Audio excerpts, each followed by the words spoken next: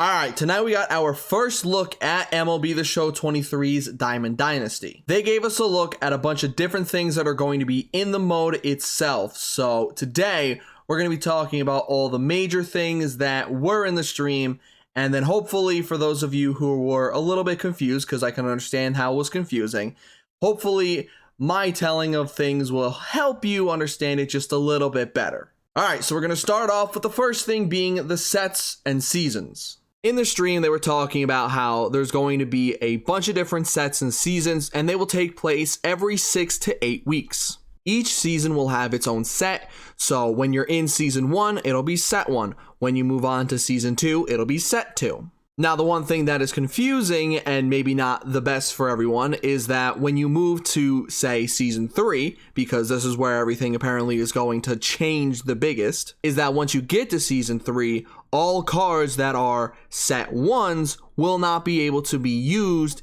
in certain modes. The list of that I will go over in just a little bit. So let's say you unlocked a 99 set 1 player that you really like. And yes, a 99 in set 1 because there will be 99s from day 1 that they will be releasing throughout the entire year. Some of you may like it, some of you may not. However, I'm going to wait to see how it all works out before I say anything myself. But let's say you have a 99 card from set 1 that you want to use in season 3 even though you won't be able to. That is where they introduced the wild card. There will be one card that you can use from a set that is no longer able to be used and put it in your team. So while you won't be able to use all of the different cards in all of these sets that are not available, you will have that one card that you will be able to use in said specific season where that set is not available. And now let's quickly talk about where these sets and seasons will take place.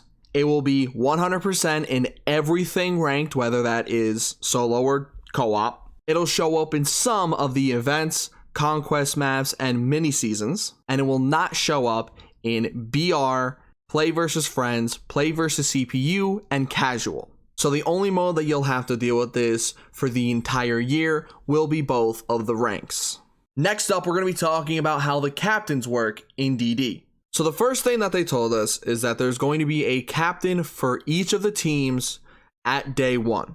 The way that the captains help your team is that they will boost stats of the specific players depending on how many you have in each of the categories. Some of them are team-oriented like the Miguel Cabrera that they showed where you need a specific amount of Tigers players, and others will be different like the Willie Mays that they showed where it'll be players that are in the 50s and 60s. Now, the one thing that I don't know if I necessarily agree with is that some of them can decrease your stats as well as increase in the lower tiers like the Miguel Cabrera. Because as you can see, the tier 1 and tier 2 both have minus fielding stats guaranteed. It is a DH card, but it would just be nice if they were all increasing things.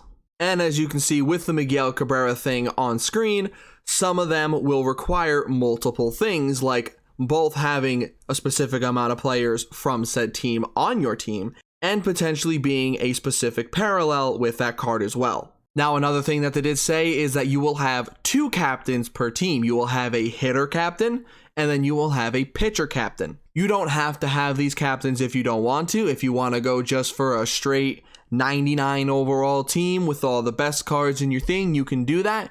But for those of you who really like to team build, this is the way to help boost up those teams.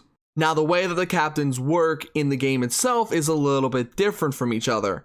For the hitter, you are not allowed to substitute that captain for the first 6 full innings.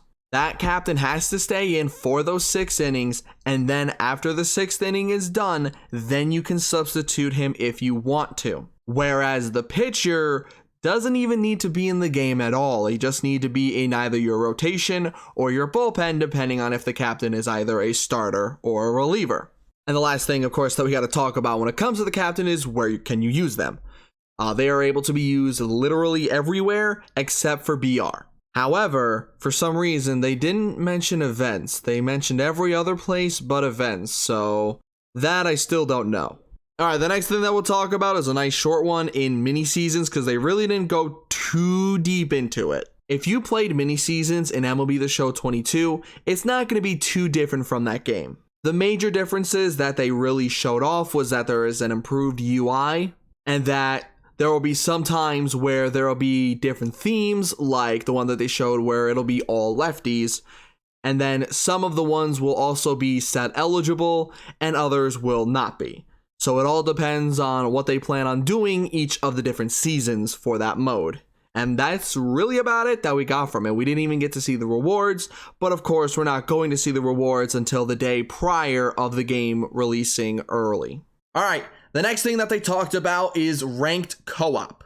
So the one thing that I was wondering about going into the stream was how are they going to do the rewards? We learned that the rewards will be linked with solo ranked.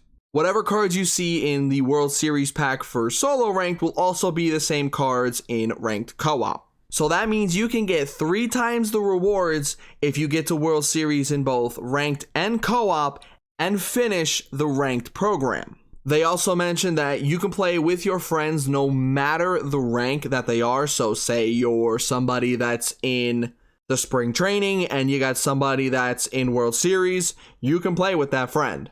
They didn't mention how the randoms will work, but I'm going to assume that it'll work with randoms that are at your specific rank. So let's say you're in Division Series and you want to go and play with a random person online, then that person will most likely be picked from Division Series as well. However, it could be totally different, but I guess we won't see until we get the game in our hands.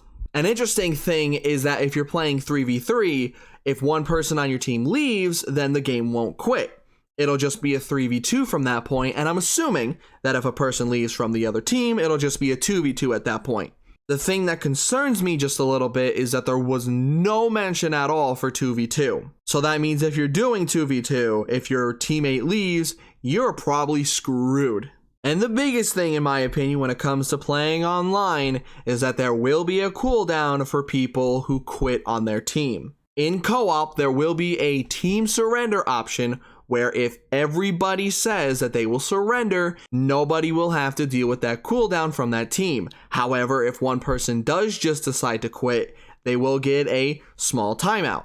And if they continue to do it time after time after time, they said that it will build up to at least a week. So if you're one of those people who does end up quitting a lot, you may have to rethink it, at least in ranked co-op.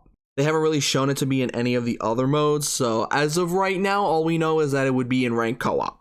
And the last thing that we got to talk about for today are the programs. While they did not go into deep detail about what the program rewards will actually be, a nice thing that they decided to do is that the program rewards at the very end will be repeatable. Like they showed, if you get your 500,000 points, usually in years past, that would be like, that's it.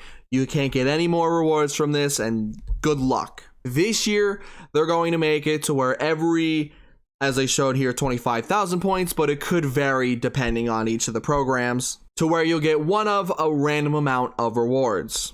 The way that they'll do that is you'll go into this thing where it shows you the different rewards for each of the different things. Like you'll have some silvers, you'll have some golds, and then you'll have that diamond rare item or rare pack or whatever.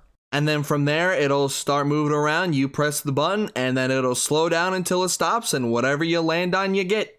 I'm sure this won't be frustrating for those people who end up getting it and then they press the stop button, and then the second to last one is the diamond, and then it goes off the diamond and hits a silver. I'm sure that won't annoy anyone. And the last thing that they announced was that Team Affinity is finally coming back. I don't know why they ever took it out, but I gotta say, I'm excited that it is actually going to be back in this game.